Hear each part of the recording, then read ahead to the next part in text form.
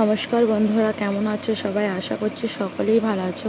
তো আমার শরীরটা খারাপ হওয়ার জন্য তোমাদের সাথে আমি ঠিক করে ভিডিও দিতে পারছিলাম না, তার জন্য আমি খুবই দুঃখিত।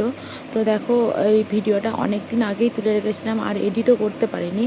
তো আমি এটা বানিয়েছিলাম টমেটোর চাটনি, যেটা তোমরা 1 মাস ধরে কাচের জারের মধ্যে রেখে খেতে পারবে। এখন তো টমেটোর দাম যেহেতু কম, এখন 10 টাকা বা 15 টাকা কিলোই টমেটো পাওয়া যাচ্ছে। তো তোমরা এইভাবে বানিয়ে বা 1 বছরের জন্যও রাখতে পারো। ফ্রিজে যদি রাখো তাহলে 1 বছর তো রয়েই যায়।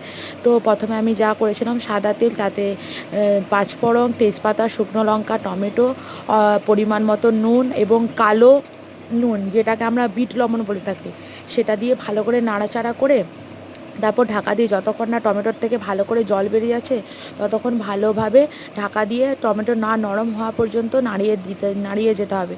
আর এখানে আমি হলুদ আর পরিমাণ মতো ঝাল, তোমরা যে যেমন খেতে পারো, যেহেতু আমি শুকনো লঙ্কা ফোড়ন দিয়েছিলাম তার জন্য আমি ঝালটা একটু অল্পই দিয়েছিলাম। আমি অল্প লঙ্কার গুঁড়ো দিয়ে দিয়েছিলাম। এরপর ভালো করে নাড়াচাড়া করে এরপর আমি এখানে এলাচ গুঁড়োটা অপশনাল, তোমরা চাইলে দিতেও পারো, নাও দিতে পারো, কিন্তু এলাচ গুঁড়ো দিলে গন্ধটা খুব ভালো হয়। তারপর আমি এখানে দিয়ে দেবো পরিমাণ মতো চিনি।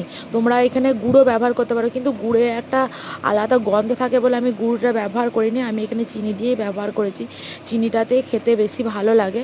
তো বা বাতাসাও তোমরা দিতে পারো, বাতাসা দিলে চিনির যে পরিমাণটা সেটার থেকেও কম লাগে। আমি এখানে পরিমাণ মতো চিনি আমি বাটি মাপ করে দিয়ে দিয়েছি।